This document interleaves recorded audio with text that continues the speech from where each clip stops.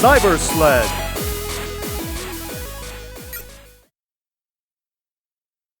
In 1993, Namco's Cybersled made its way to arcades around the world. Followed up by 1994's Cyber Commando, another arcade sequel, Cybersled found its way into homes in 1995 when it arrived on Sony's PlayStation. Slated to be a launch title, the game was slightly delayed, but it's one of the earliest games that comes to mind when I think of the earliest months of the PlayStation. Cybersled is a tank combat game that takes place in a futuristic world where arena battles lead to fame and fortune. Although the basic premise had been done before in both movies and video games, and would be done many times over since then, I still hoped to find something original when I dove into this episode. The graphics are polygon-based 3D models, though nothing over-ambitiously detailed makes an appearance in the game. The best graphics are saved for a few pre-rendered cutscenes, used as the game over screen, arena entrances, and an opening cinematic. Those cutscenes, however, suffer from massive compression, as you can see by blurring, stuttering, and other blocky artifacts in the videos. I'm not entirely certain why the video files were so heavily compressed. I can't imagine they were running out of disk space yet, but it may have had something to do with load times. Players have the option of selecting real or original graphics.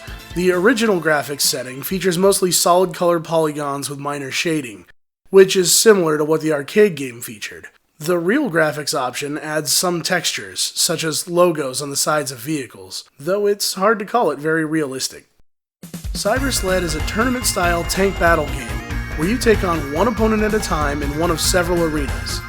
You fight 10 main opponents, then enter the championship against the final boss.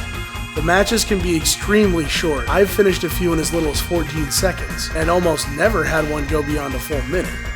It's clear that the gameplay is straight out of the arcade version, where short matches equaled more quarters spent. Lose once on your way through the 11 battles, and it's an instant game over. There are no continues. Cybersled's gameplay has you sliding and maneuvering your sled around at various angles. Strafing and other techniques are necessary for staying alive in these battles. The game features a split-screen two-player mode, which I found to be far more fun than the game itself. It's obviously a lot less predictable than the AI found in the game, and can lead to longer, more intense matches.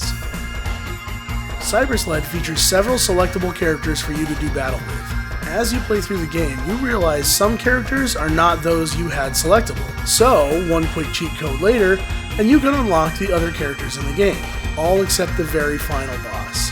The character you select determines the attributes and the look of the tank you're using, and offers little quips based on their win or loss at the end of each match, something akin to the taunts after a Street Fighter match. The unlockable characters have an introductory statement as far as their reason for entering battle, but after each fight, they didn't get any additional comments.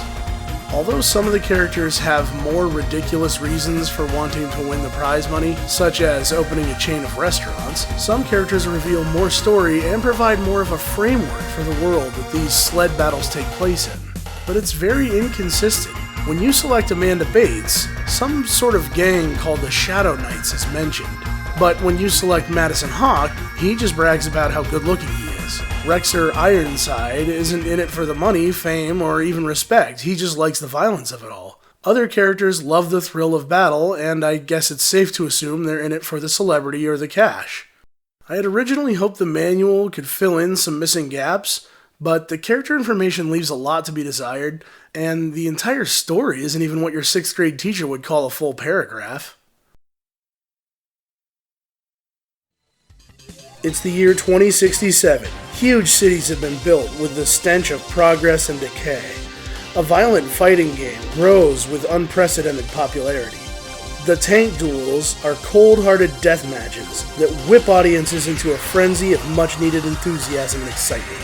All contestants strive for the same goal, to win the tournament and collect its massive prize. Well, that leaves a lot of information to be desired for sure. Even in its time, the graphics were subpar. The sound effects and music weren't bad, but there were so few that they didn't have much chance to wow you. The gameplay is fun and actually still holds up when playing a two-player match, though 20 to 30 minutes might be enough to tide you over for another 20 years. And when it comes to story, it feels like Cybersled's got something good hiding just beneath the surface. But unless this franchise ever gets resurrected, I'm afraid we'll only ever know our story so far.